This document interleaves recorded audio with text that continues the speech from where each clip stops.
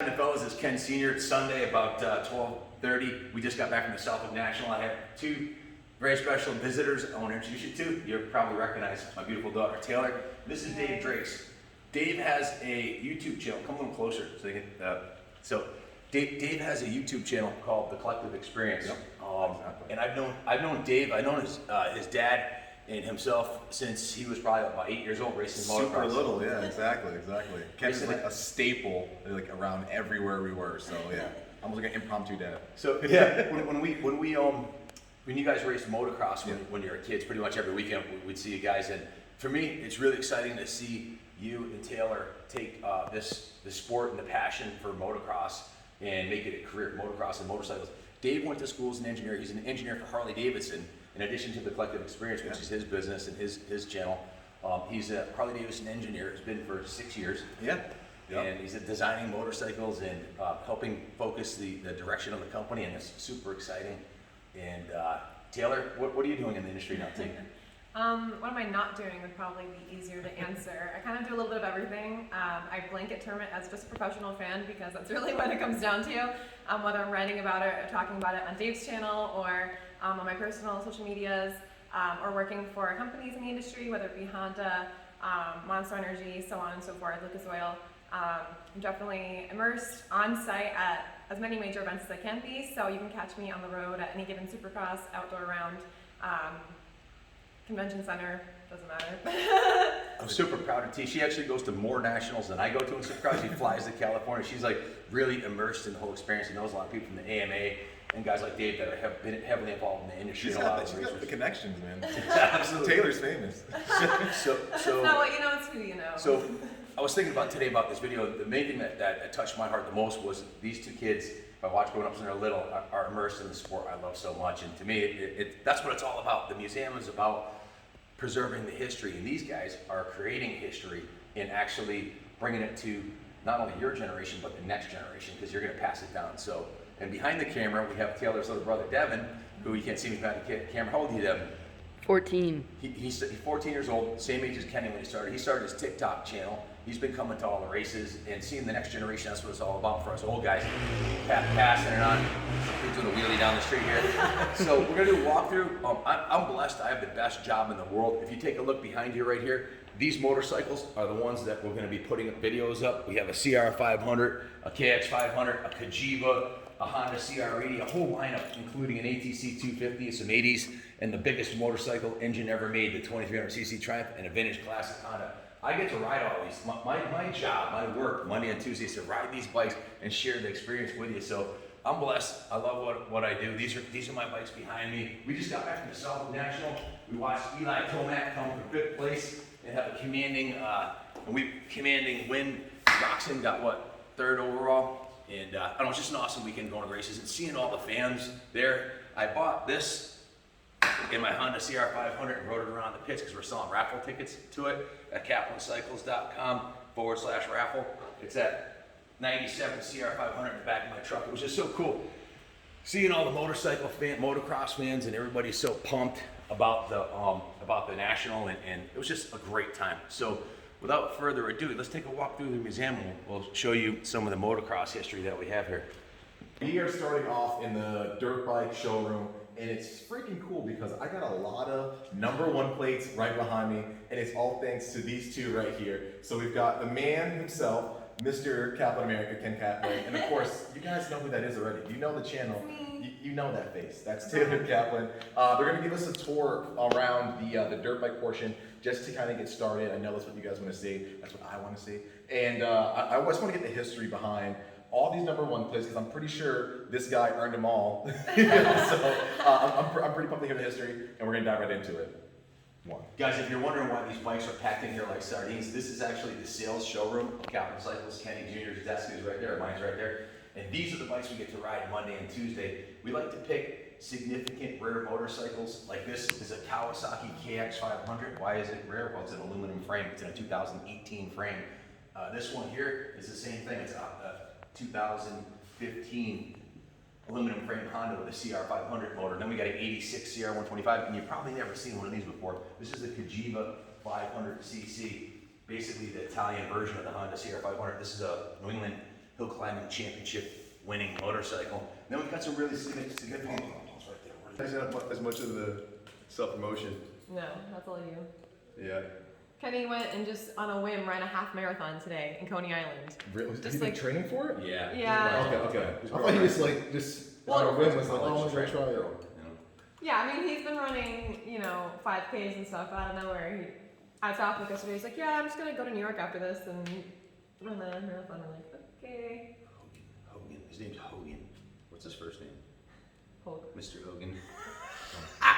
Mister. Bob Hogan. I don't like my batteries for some reason. I might have to do half on this, half on. Guys, this is a super cool 19, really rare. They made less than 1,000 and most of them were destroyed. It's a Kajiva 500cc two-stroke. And we nicknamed it the Boss because it's a badass top of the line Italian bike. And if you don't know what FIM stands for, it's Federazione Motociclistica Italiana. So, hey, that's the AMA, that's the FIM for Italians, or the AMA here, but that's pretty cool. And this says Campione de Motocross. This was the Italian champion motocross bike. It came stock with the white power forks and the Olin shock and aluminum swing arm, Brembo disc brakes, Dell'Oro carb. It really is a world-class race bike from that era. Moving down the line here, we've got every 12-year-old kid's dream bike, a Honda CR80R from the 80s. Then we got a 250R. Then we've got my personal favorite, a 1986 CR500. This is the first one I ever bought in 1986. Then we got an 85 CR125. Then we got a 94 KX500, and then another 86 CR500, and then this really cool three-wheel ATC 2VR. They were outlawed because I guess 1 out of 3 people that bought one got seriously injured. Those are pretty big odds. Pretty big odds. Then we got a Honda SL70, the JT60, and a Honda CR60. And then, of course, no test session will be complete without the world's largest production motorcycle engine, the 2,300cc Triumph. This is a kick-ass machine. So let's take a walk across the bridge, back in time to the New England Motorcycle Museum. Obviously, your dad's got a crazy passion for them. These are heart melters.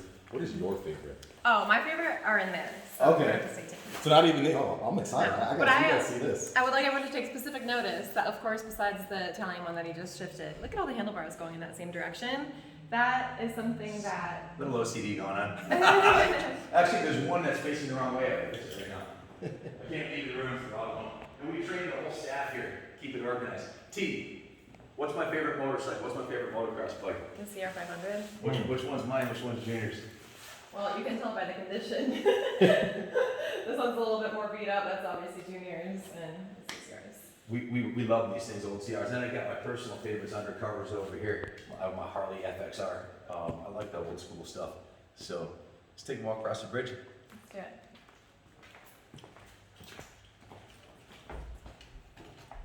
This building we just walked out of was made in 1906. In 1931, they added this bridge. This is the original museum building. It was made in 1814. It was a textile factory. And if you look over here, the river ran underneath here, and it was actually water powered.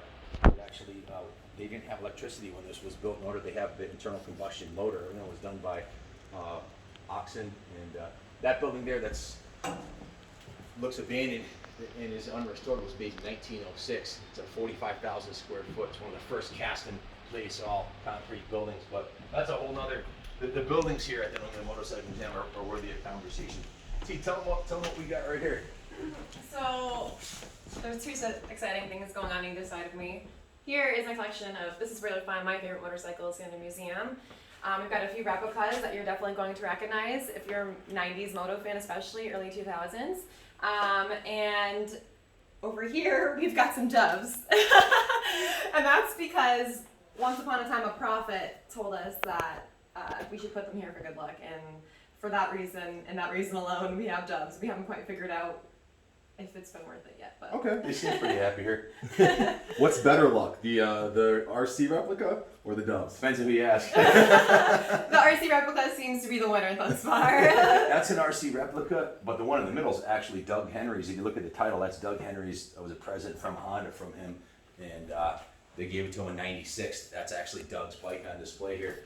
And then we have Stanton's bike, and this is a Hall of Fame champions, past and present. We've got guys like Dave Clements, JoJo Keller, Jimmy Meenan, John Dowd, just some Jimmy Ellis, the first guy to ever win a AMA championship. And a Tayler Kaplan poster, TaylerKaplan.com. We got T. How do people find you on social media? Tayler Kaplan, TaylerKaplan on everything. It is worth the follow. She's got some incredible content. I'm a huge fan. I think we're all a huge fan of Tayler. Especially my daughter, I'm her number one fan. Yeah. So she got awesome. She's always doing, and you said it. She's always doing the coolest things. Like, Oh, thanks. yeah, for people in the industry, they're like, man, Tayler is out there just doing incredible, super fun, like motor related things. Living the life. Let me add something to that. When her commitment to going to the races, I've seen her hop in the back of a van, our van, because there was no room, and one of our employees was driving it down his wife. She sat in the back of a van with no windows, in the very back when you open the two doors. In a lawn chair. In a lawn chair facing backwards for 24 hours. So she loves the sport for real. I mean, and puts herself out there traveling all over the country by herself to follow this. And that's exactly it's a testimony to moto in general, because you see so many of these guys, especially at South Lake Estuary, pulling up in vans, and it's a solo effort. It's them and maybe their dad, or sometimes them alone and a buddy, and Like Baccarosa with like his video. Baco, yeah, and that's a true privateer effort. And as far as the things that I've accomplished in the industry, I did it because I slept in my Corolla at races some weekends. I drove there in the back of a van. I did whatever I had to do. I worked for free sometimes. I never broke even for years, just traveling to the races, just doing what I wanted to do, like, getting to know people, networking, and that's. If there's ever a that's how Miss Supercross, you have my vote as the next Miss Supercross. That's what I said. We need a petition for Taylor to be the next Miss Supercross, Bring the it next back. commentating badass, and Absolutely. make it happen. We'll do it. We've got some people to talk to. We got Captain America on our side. We can do it. Absolutely. In addition to what she said, anybody who's accomplished anything in this industry did what you did. They go out on a limb with and a wing and a prayer, like John Dowd, having no money to get back from California when he was 21, Yeah. and they wanted to not run the race because it was muddy, and he put his hand up and said, I don't have enough money to get home. I got $20 in my pocket, and they ran the race, and he won his first national. So it's from that desire to win from the heart. Whatever sacrifice you have to make to get there, that's what she's doing, and that's what most people in this industry have done. Mm-hmm. Because you want to know why? There's nothing we'd rather be doing. Amen. We love this stuff. We They're the best. live, eat, breathe, dream, sleep, and bleed motorcycles. And if you take a look around the corner here, all the wheels should be facing in the right direction. They're a little bit out of line. Someone's getting fired on Monday. Here's a clue. So all these bikes on the left here, these are all bikes that we built here, frame up restorations from here to the door on the far end that we sold in the last few months. Everything from CR500s to KTMs and BMWs, and everything on the right here are bikes that are actually for sale at kaplancycles.com on eBay. If they're not for sale yet, they'll actually get listed this week. Some really cool one-off specials like this 500cc powered ATC, because death with razors is for pussies. And this brand new 2017 with a brand new 2021 aluminum block CR500. This is moto, the holy grail of motocross bikes. It's a built500.com. Take a look at that cylinder and the engine cases, aluminum billet, just awesome. So, what you got there, T? Well, we've got a killer collection of jerseys and mechanic shirts and other various event shirts throughout all the years, and I'm a little bit obsessed. It's one of my favorite sections in the entire museum. Of course, I guess as a girl I have a little bit more appreciation for the fashion side of things and seeing all the retro designs of everything. I love it, and one of my favorite pieces is of course this Nation signed by Roger DeCoster, who Dad of course is. I saw him yesterday, huge Roger fan. He gave me the Huge thumbs up Roger when I was riding my 500. I actually started the bike for Roger that he rode around the track at Unadilla a couple years ago. And Rick Johnson rode my bike at my CR500 on the Parade Lap of Champions. Guys, if you have vintage motocross gear, we're always looking. If you look behind you, we've got hundreds of jerseys. We've got John Dowd jerseys. We've got Doug Henry jerseys. We're always looking for vintage jerseys and riding gear. And if it's not vintage, also new stuff. If you're a gear manufacturer, we're really into the whole red, white, and blue thing. So if you want to do a Kaplan America edition, I'll buy the first set. So, and we're always looking for motorcycles for the museum. If you have a collection of bikes that you want to sell, or you want to display here, or you want to, we have auctions every quarter. We have a large auction, sell 150 plus motorcycles. That's how the museum stays in business. The ticket sales barely pay the light bill. Our electric bill in the wintertime is about $7,000. That's a whole nother story. We have a lot of, it's about 75,000 square foot. This is, what you see here is 10,000 square foot. This is 1/7 of the space the museum occupies. So, what do you want to show them next, Steve? I don't know. So honestly, some of my favorite things are like the hidden gems. Like upstairs, we have a whole collection of old VHS, all the old Moto movies, all the terra firmas, Great Outdoors, the library. That's my favorite. There's also a lot of cool little historical gems in the building. Like there are certain spots where you can see old handprints on the beams from where workers back when it was a textile mill would like leave their handprints and sign them, and even like grooves in the floor where their feet from standing there for so long working. Little things like that I think really add character to this building and add to the story. It's not just some warehouse that was outfitted, or some building that was outfitted to look historical to house this thing. It really is that historic, and I love showing that off. So that's probably some of my favorite things. It's 207 years old. To put that in Lot of perspective, history. there's been matter of fact, quite a few generations worked here. This was a factory up until 1954 when it finally closed, and it was abandoned for over 50 years, and pretty much about fallen into the ground. We bought it, restored it from the foundation up. It took 100 man years of labor. 25 of my guys in my construction company worked here for 4 years to restore just this one building. We invested $7.5 million into the project so far, so my life savings plus a bunch that was borrowed and some grant money and some individual private investors and donations we've gotten. The museum survives off of the sales of motorcycles. We have a buy-sell trade company, Kaplan Cycles. We sell about 150 motorcycles a month. We employ 20 people here full-time in the restoration shop. We're awesome. We're probably we are the largest vintage motorcycle restoration shop in the country, as far as I know of, that does as many bikes as we do. Especially as cool ones. Yeah. They're definitely by far some of the Stagger coolest, designs, graphics. coolest Yes. bikes. So what's the coolest thing? Is it curating and like showcasing these bikes, or is it building some of the stuff for the buy and sell? The whole process, going on the picks when you go to these old barns and estate sales where people have squirreled stuff away, you feel like it's a treasure hunt. When you go to these old barns and you see signs hanging up that everything you see on the walls in here, every square inch of the building is stuff we've collected from the picks. So buying the bikes, bringing them back, it's kind of like it's very rewarding when you come back with a trailer load full of vintage motorcycles. And then the day that we take them out and all the guys look at them and we come up with a game plan, and seeing the bikes go from neglected, abandoned, not running to becoming world-class motorcycles is very rewarding. So That's awesome. Yeah, so you definitely like the whole process. oh yeah, the whole thing. It's Working yeah. on- What's not to love, right? I love working on the buildings. I love Trust spending the time process. with Taylor and Junior. I get to work with Junior full time. Taylor's on the road a lot, but sharing this with my friends and family is awesome. Devin just came on board this summer in between school years, so seeing all the people get involved for me is very rewarding. I have the best job in the world, like I said earlier. Oh, 100%. I want to see a little bit more and get the feedback on this guy right here. So this kind of gives me the whole 2003, 2004, 2005 sort of setup of like the factory Honda setups. Yeah, it's got the Ricky Carmichael. Yeah, logo on exactly. there. And so this is when I was a younger kid, like going to the South Lake race, holding onto the fence, Yeah. watching the Honda boys crush it. What's some history behind this? Because this thing does not look stock, Ken. It is built by the guy who built the Doug Henry, rebuilt the Doug Henry bike. He also did this one, and if you look at it from one end to the other, it looks like a factory bike. It's got the green DLC coated forks. It's got the billet red anodized hubs. It's got the custom triple clamps. The frame's polished, aluminum radiators. The engine's been built from one end to the other. It's just bristling with trickery, as they say, And it's fresh. It looks brand new, like it just came out of the box.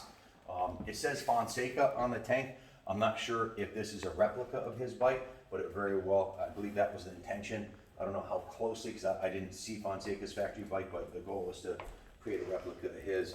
And then we mentioned Baccarosa earlier, right behind you. This is one of Andrew and his dad Pete's Baccarosa's bikes. This is a Bertametti, which is a very rare Italian supermoto bike. 600, I think it's a 615, if I remember correctly.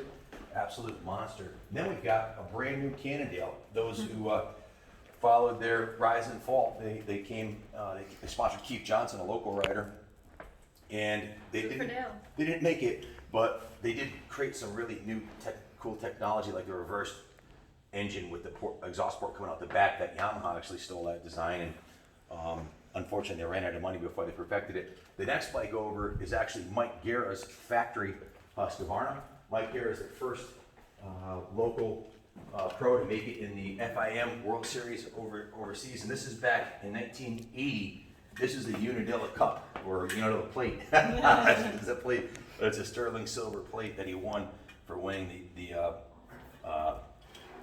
AMA National at Unadilla. Welcome back. Not many people have even touched one of these things. Yeah, it's pretty cool. It's Mike's an awesome guy. He actually worked here buying bikes for the museum and for resale for a couple summers, but he's moved on. And we've got a YZ490 Yamaha, and then we've got a John Finkelday special local pro. Got a second at the Southwick National in 1983 on a bike pretty much the same as this. We see that a lot with the Sandbox local guys. Pat Martin actually got almost won the Southwick National.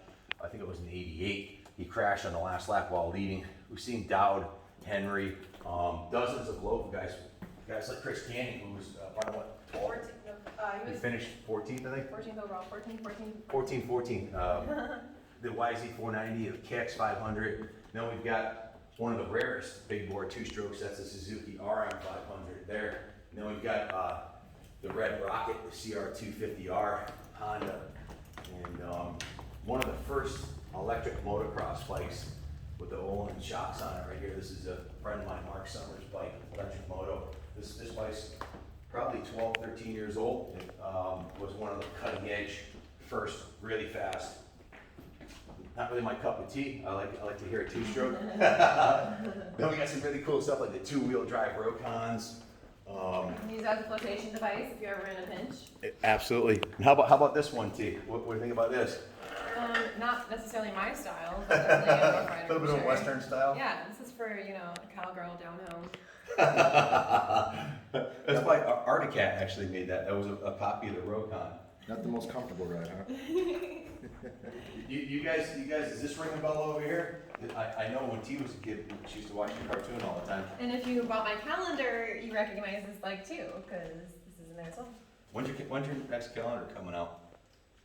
Well, I shot the last one like the first week of December of 2019, so hopefully I'll get a little bit early start on it. I've already planned it out a little bit, some locations and stuff. Not sure exactly when, but soon. Not as late as last year.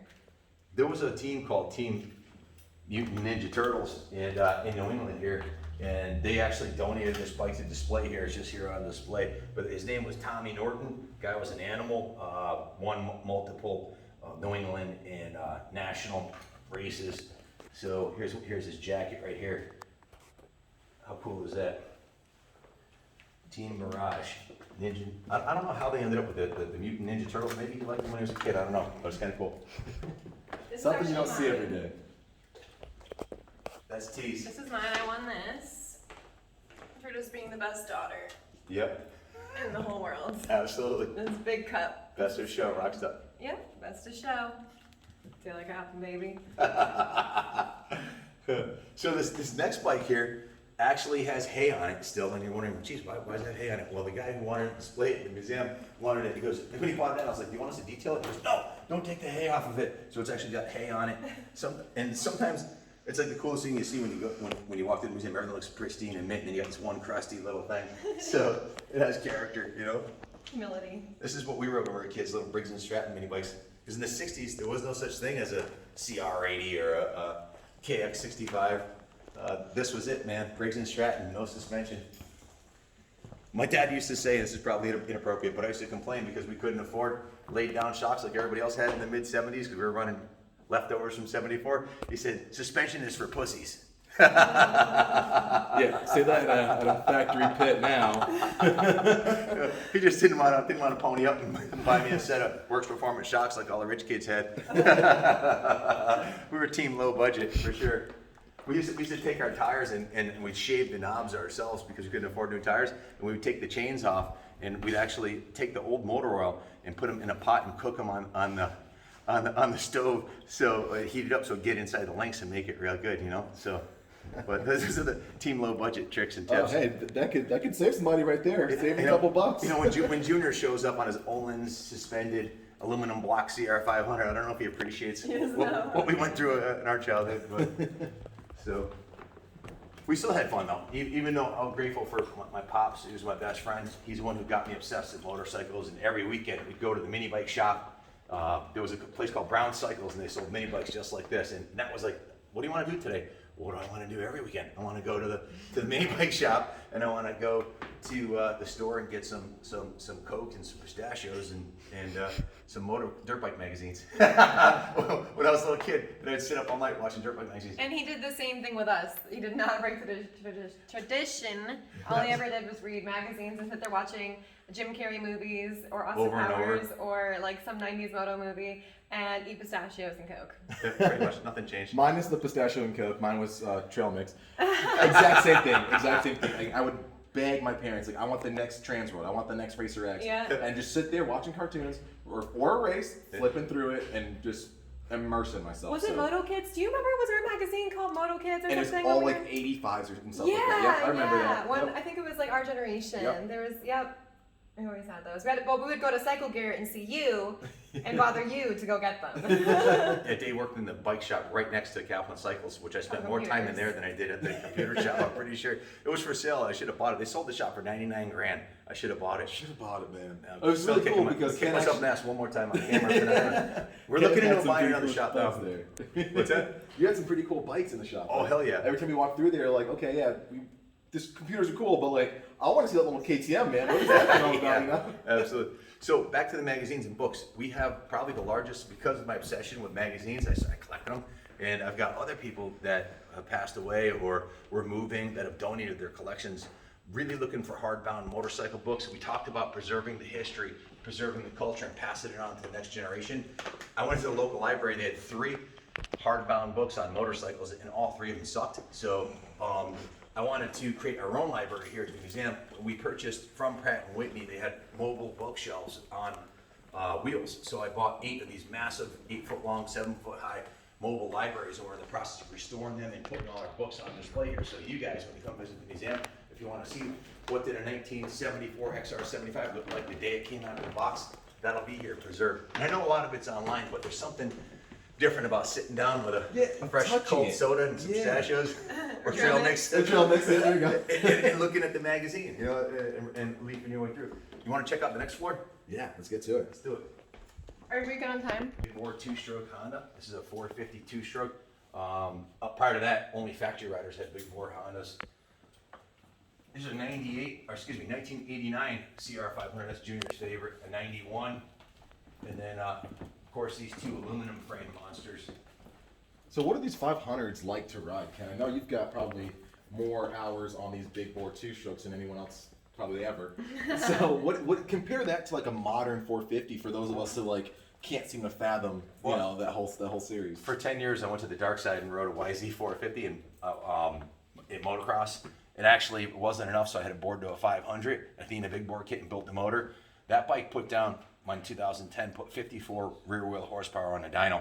I bought a 1997 CR5 and bought it to the dyno shop, X-Pro, and he dynoed it, and it had 55 rear wheel horsepower, 1 horsepower more. But the interesting thing was it had roughly 20 to 25% more torque, depending on where you were in the RPM range. Most people think that 4-stroke has more torque than a 2-stroke. Yep, that's a fallacy. It has more compression braking, but it has less torque. The 2-stroke puts more torque to the ground. So in the 4,000 to 7,000 RPM range on a 500, if you can keep it in the meat of the power band, they're really fun to ride. It's a very visceral experience. They vibrate a little bit more, but it's very rewarding if you can master launching a 3rd gear start and keeping it in the right part of the power band. They're an absolute rush. And there's nothing better than showing up at Southwick in 2021 on a pretty much stock 97 CR500 and winning the Northeast Vet Regional Championship, which I did against guys on 2021s. I get a big kick out of beating the new bikes. And then Junior accomplished, he won a 450B moto on a 1989 CR500 with a stock motor this year. If you Google or go on YouTube and punch in CR500, the second most popular video ever for the CR500 was Junior winning that moto, and it got 5.3 million views. So that's insane. People love the underdog, you know. Yeah, show up especially when you show up on with, you know, some history. And a 30-year-old bike and a flannel shirt with some duct it's tape no numbers. coincidence that Ken is Jack. You have to be able to ride one of these things. So they will bite you. I fell off at Unadilla and hurt my shoulder, so I'm still recovering from that. But you gotta I always say, don't ride faster than your angels can fly. Seen too many old guys get hurt and young guys. So Sage advice from somebody who knows what they're talking about. let's go check out where the old bikes are. We got a bunch of Indians, Harleys, BMWs, Triumphs, all the cool old stuff from the 20s, 30s, 50s downstairs. Boy, you can't walk by this one without noting this is probably the most highly coveted mini bike from the 70s that every kid wanted to have, the XR75 in 1973. Those that got it were blessed, and Jeff Ward got to start racing those. A lot of the factory guys from the 80s got their start on that bike right there. Hold on, I catch you. You're gonna kick your ass. You better put your fists up. You better be in defense mode. This is my hood. Is one of the main, this is the second floor of the museum. You can drive motorcycles. The cool part about this building, it was built into a bank, into a hillside. So we walked across the bridge. You can drive a motorcycle across the bridge into the third floor. You can drive into the second floor, and then of course the first floor is ground level, because they didn't have elevators when this building was invented in 1814. The elevator was added in 1880. Which is a whole other conversation piece, actually. And while we're here, I have to give a quick shout out to all of our Nemo families. These were back in the day, all of the Kenny Kaplan championships, even a Jordan Kaplan championship in there in the 4 to 6 class. We don't see much of your little sister around here anymore, but hopefully we will. She's too cool for us now, but it's okay. We'll get her around one of these days. But yeah, a little bit of family history in there. That is like New England, like history right there. That's like the definition of if you know, you know. Yeah, exactly. If you know, you know. If you know what Nima is, you were a cool kid back in like Yeah. the mid to like, And then late 2000s. this is Exactly. 06, 07. How old were you in 06? You 15? were riding either a YZ125 at Mototown or Yeah. was it a 250? I think it was I was still on 125s back then. I remember back in 06, 07, that was the indoor Supercross series that we I had would have here. been 10. Yeah, you were just a youngster. This is my last and most coveted championship, the 2015 NESC. That's where you get all the fast old guys riding. So Notice the word fast, because they're all still freaking fast as heck. Yeah, I heard, like, what was it, 2 weeks ago at NESC at Southwick, there were 57 experts on the gate, I think there was. yeah, Insane. motocross is alive and well. It's alive and well Yeah. here in New England. Except that one, leave me out of that gate. Those guys will rip your head off, man. Right, I'm all set. This row on the left here are vintage Indian motorcycles. This is a former NYPD model right here. And then we've got the military police one right here. This one here is a 41. This one right here is a model 741. It's a 500cc V-twin. So the machine gun is a replica of a 1928. Pretty cool piece. Then we've got another Indian over here. It's a 47. And on the right, we've got some pretty cool Harley Davidsons. We've got a 77 XLCR Cafe Racer. And we've got a 1929. Hey, T, you gotta hop on this. We gotta get a picture of you sitting on this one. Well, I'll take a girl sitting on this one. It's a 1929 Harley Davidson in pink, and it seems to be the most favorite bike for the ladies to sit on and get their photos taken. Then we've got, this is a replica bike right here. This is a Harley Davidson Shawhead, highly modified. If you wonder where my Hammer of Justice came from, the guy who built this actually made me the Hammer of Justice. That's a whole nother story though. It's kind of a takeoff from the movie The Punisher. Yeah, okay, I can see it. I can definitely see the notes. Man. It's a Netflix series. This here is a 1970 Harley Davidson service car, which was donated to the museum by the New Britain Police Department and restored under the condition: 1, we restore it; 2, we never sell it; and 3, every year they get to come here and do photo shoots. We got to keep it running for them. So that was the deal. Now we've got some really cool, couple of really significant pieces here. We've got an Indian. And we also have a 1949 Nimbus 4-cylinder Model C, which is a really cool piece. And we actually painted these are snap-on lifts that we restored and painted. And of course the Indian one got Indian graphics on it. So pretty significant pieces in motorcycle history. So Ken, when you have a bike that's so rare, like a lot of these, how do you go about getting like the parts and pieces you need to restore them? Because I know that can be a task all in itself, is like just sourcing material you need to get them back to, brand spanking new. The internet is our friend when it comes to searching. It's a full-time job for one guy and a part-time job for a couple other guys just finding parts here. We call them project managers. When a bike comes in, they have to follow it. First thing we do is make the parts list, because we don't restore bikes we can't get all the parts for. Otherwise, you end up with half restored bikes. So that's a whole nother conversation, the process of how we do it here. But finding out right off Jump Street the missing components to make it whole, and then trying to get it running. And once you run it, ride it to see if the transmission and everything works, and then we take them apart for the cosmetic restoration. We try to get them mechanically intact before they're restored. That's awesome. The props are added at a later date. In this case, Dunkin' Donuts and Harley Davidson beer. For the when the cops get off duty, they like a cold one too, right? This is awesome. This is super cool to see this. This is a modern Harley Davidson AT 3-wheel trike. This one here is owned by a member of the Rockville Vernon Town Council, Mike Wendis. It's a tri-glide. He just had surgery for his hip, and he's going to be out for a little while, so he figured he'd display his bike here while he's in recovery. So we do have modern stuff here too. This is a tribute bike. It's called Michimo's Magic. A young guy who passed away. His dad bought this bike and left it as a lot of these bikes have, pretty much all these bikes have a story behind them, right? Some more poignant than others. But this is actually our Carl Mizuraka's personal ride. He's our roaming diplomat at the museum. You might see Carl. He comes in. If you come in on a weekend, him and his wife run the museum for us. So That's me. So thumbs up to you, doing? Carl. Thumbs up. How you doing? This is all ridiculously Thank you amazing. for. And you might have seen the video where he did a stunt show on it. It was an unintended stunt show, which I don't know if he can duplicate, but if you know. So you're the guy I call on my birthday when I need something restored and just really nice looking. Right. Okay. I just wanted to point out, I didn't want to point out anything, but I will right now. One of the rarest motorcycles on the planet is right after mine. Okay. That is one of 22 BMW R17s in existence. 1937 R17s. Very rare. There's only 8 in the United States. And if you were here yesterday, it would have been awesome. The owner was here all day. He had guys kicking him over and everything. Did he tell you why he nicknamed it? Yeah, oh yeah, you know what? Not only did he tell me, he printed it out and gave it to me. This bike actually lit him on fire once and almost killed him several times, so he nicknamed it Spawn of the Devil. He's the president of the Antique Motorcycle Club of America, Yankee chapter, and Ted Smith, and he's a BMW guru. These are actually his bikes too. Many of the bikes in the museum are on loan or on display from members of the AMCA or local clubs.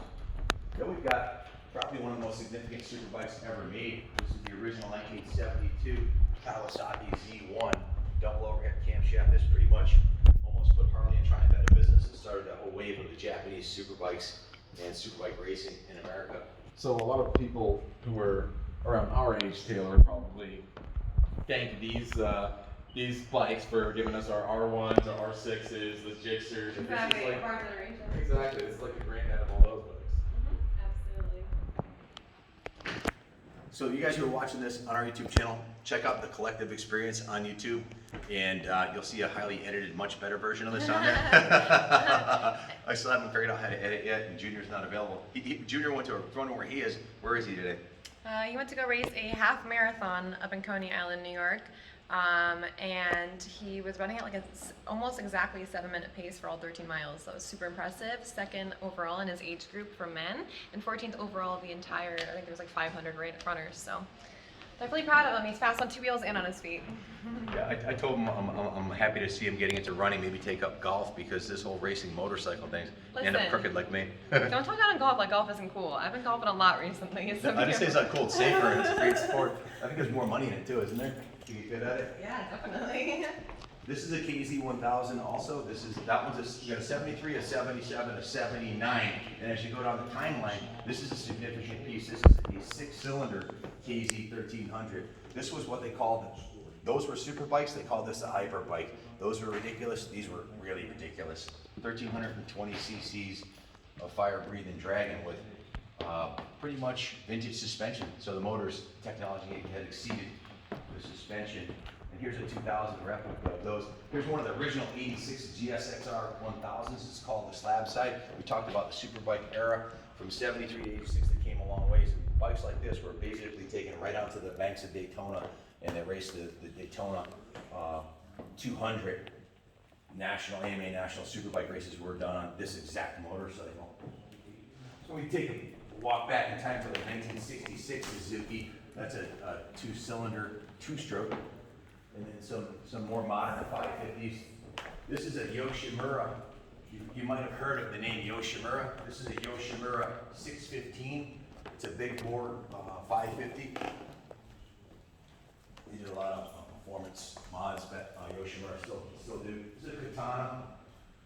And then if you take a look to your right here, these are a couple bikes from Baccarosa, Andrew Baccarosa's dad, Superbike Universe. These are factory super bikes. There's an Arion Racing factory superbike with the Öhlins forks on it. And we've got a 93 CBR 900. And if you know Pete, Andrew's dad, he's been riding bikes since he was literally 17 years old. And I think as the story goes, he fudged his name or his date of birth the day he bought that. He was 17 years old when he bought this in 1984. And this is the first real Superbike that Pete Baccarosa purchased in 1984. It's still in brand new condition. There's an indication of the success of the Baccarosa family is being able to take care of something that long. And now it's not displayed in the museum, and it looks brand new.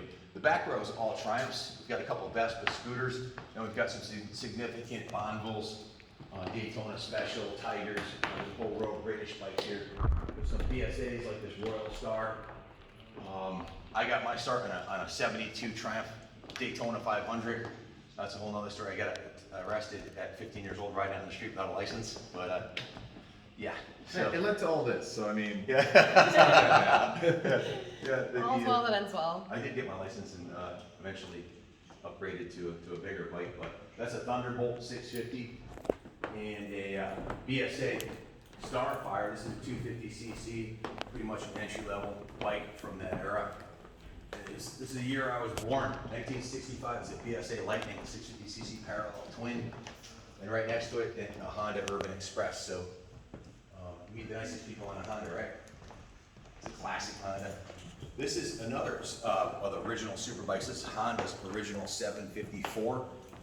This is 1969.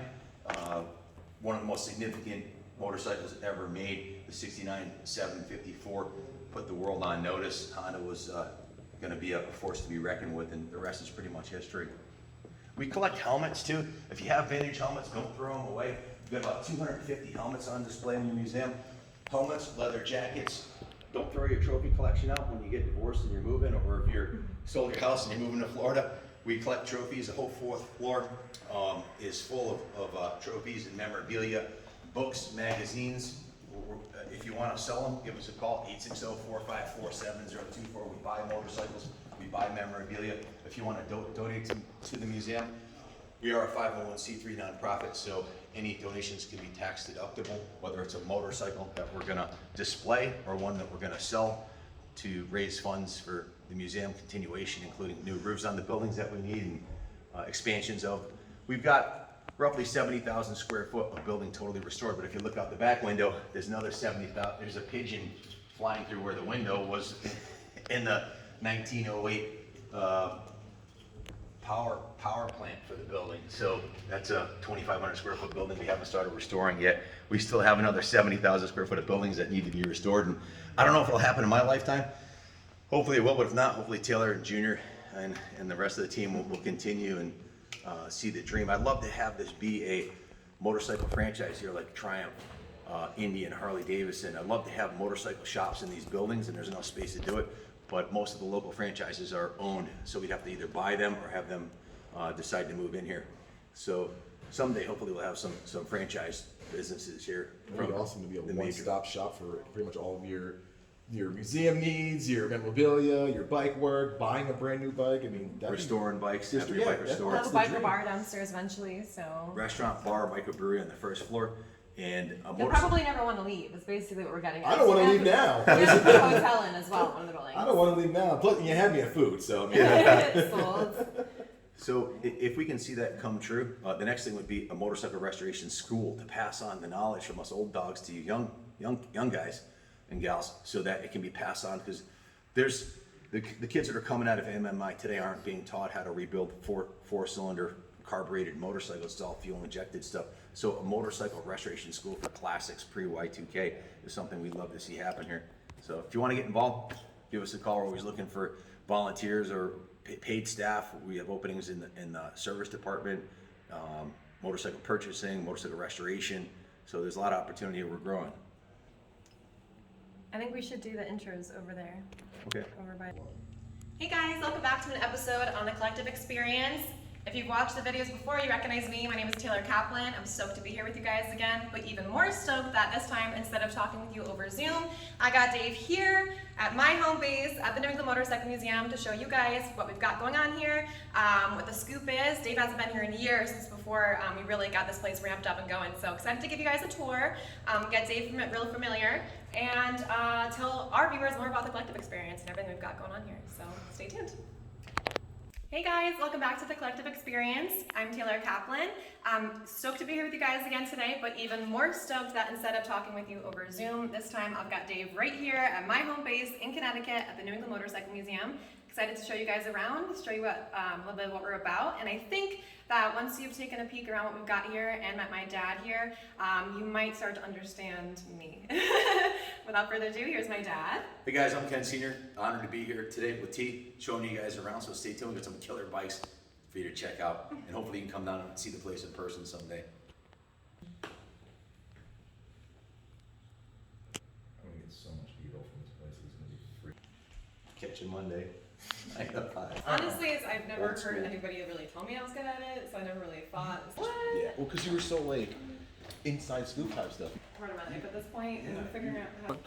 Guys, this is a very significant motorcycle right here. This is a 1929 Harley Davidson. It's got the 45 cubic inch motor. This is the longest production engine ever made by Harley Davidson, from 29 until 1973. It was only running the Survey cars from, I think, 52 on. We have one of the Survey cars, that one right there. What year is that one, Carl? That's a 1974. What was last year? 1973. 73, yeah. Not the longest engine in production at Harley Davidson. The longest engine ever produced in North America. Wow. Longest production run of an engine produced in North America. Not only Harley Davidson, but the whole industry. Everything. That's incredible. Everything. There's no engine that's ever been produced longer than this in North America. 45, it's a 750 cc flathead engine, pretty much bulletproof. Right. The suicide, check this out, suicide shift right here, like a car, neutral, second, high. It's got a low, neutral, second, and high gear. What a cool piece, huh? Springer front end. Right. You know what I mean? Right.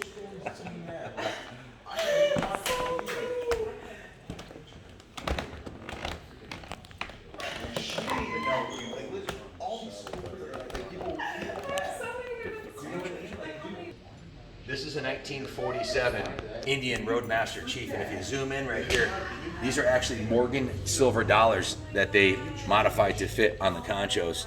It's kind of Art Deco, really over-the-top styling from that era. Very cool. What are you doing? And that's just like. Yeah. I never even thought about it.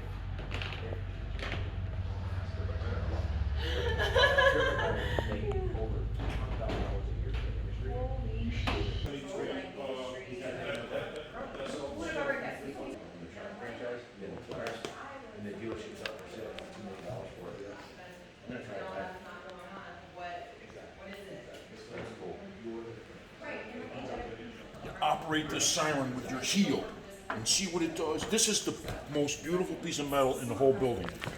It rotates, it's got a shaft on the back just like your bicycle generator. It rotates into the tire and squeals. Indian was kind enough to put these wings on there, but the fact is it's in the back of the bike. Let me show you how Harley, it took them 28 years, but they made it better. Come on.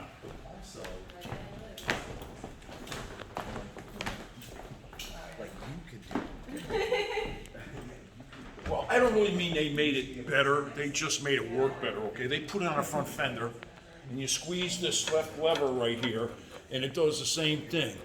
It rolls into the tire, spins the shaft, and howls. The only thing is on this one, because it's in the front of the bike, the guy being chased could hear it, On the Indian, you probably couldn't hear it. The thing is, on the Indian could outrun most of the cars back then, but this only does 65 miles an hour, so. I feel bad. That's from like a, you know. Exactly. That's precisely why I love it so much. And same here. Our whole family, our mom was there. Yeah. Or it should be like close to you in the middle. Maybe. Sure. If you stuck with us this far, thank you all for watching. Got to unload the truck and all the stuff from the National yesterday, and then hook up the 44-foot Featherlight, wash it, and deliver it to the graphic shop because we're getting the New England Motorcycle Museum graphics on it. So we'll be running that trailer finally. Thanks for watching, and as always, God bless America.